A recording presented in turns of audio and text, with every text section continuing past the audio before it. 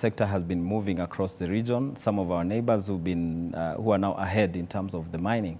I must say, regulations in the sector is key. And Mining Act 2016, a lot of thoughts, a lot of expertise was put into it. And actually, when you go through that, the entire act, I would say it places the country in the right way in terms of now organizing the sector. So Mining Act 2016, as well as now some of the additional regulations, like the mining regulations that came in January 2024, about 4 regulations on mineral dealing, gemstones, and actually the Licensing Act, basically enhances the Mining Act 2016. So we are set, especially in terms of having the right regulatory framework to push this mining sector ahead.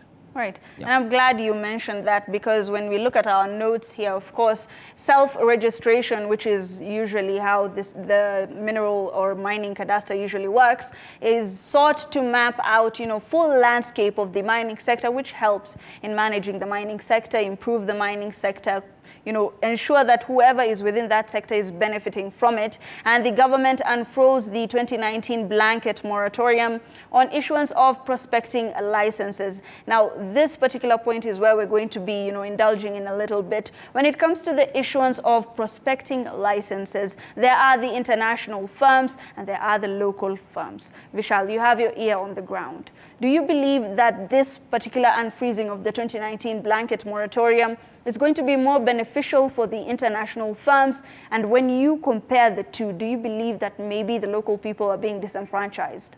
No, I don't believe that. I think by opening it up, it's allowing everyone to participate. And the more interest and the more investment we have in this sector, it allows everyone to grow.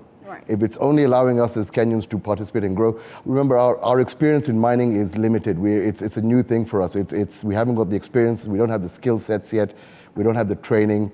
So this all has to come in via investment. Right. And the best way to do it is to allow and invite large-scale international miners who've done it before for many years, who've had mistakes, learn from them, and we want to bring to Kenya the best of all the worlds, whether it's in mining policies, whether it's in actual mining activities, whether it's how to support and work with the communities. We want to learn from how they've done it in other countries like Zambia, in South Africa, in Indonesia, in Peru, for example, and Papua New Guinea. If the problems that they're currently facing there, we want to try and bring the best of all of them to Kenya, so that when we're starting our mining sector and opening it up, we're opening it up the right way. Mining is not an overnight thing. It's something that takes, goes on for 50 years, for generations. And if we start the mining sector on the wrong footing, then we're going to affect our generational growth. So I think that's what this is all about, and that's what the cadastre helps to allow that transparency. Right. In there, yeah. Right, and when it comes to international firms, of course, once again, Charles, you might find that some people do feel like they've been disenfranchised, but then there's the aspect of bringing in, as he said, new knowledge that's going to help us bring in new mining insights into the country, and of course, foreign exchange. When it comes to, the discovery of new minerals, even coltan, do you believe that this will bring in more international firms and, of course, foreign investments and foreign direct investments? Yeah, absolutely, because when it comes to now the rare earth, and which coltan is definitely one of them. Right. The big firms, the big boys, actually, I'd say, are the ones who actually deal with this, because it requires a lot of infrastructure investments. It requires a lot of capitalization. And definitely the way the prospecting licenses are structured, right from the community level, getting of those consents, whether it's an international firm or a local firm, the community is involved right from the beginning. And of course, probably the issue of royalty sharing and the benefits that the counties will have where these mining activities will take place, then it means that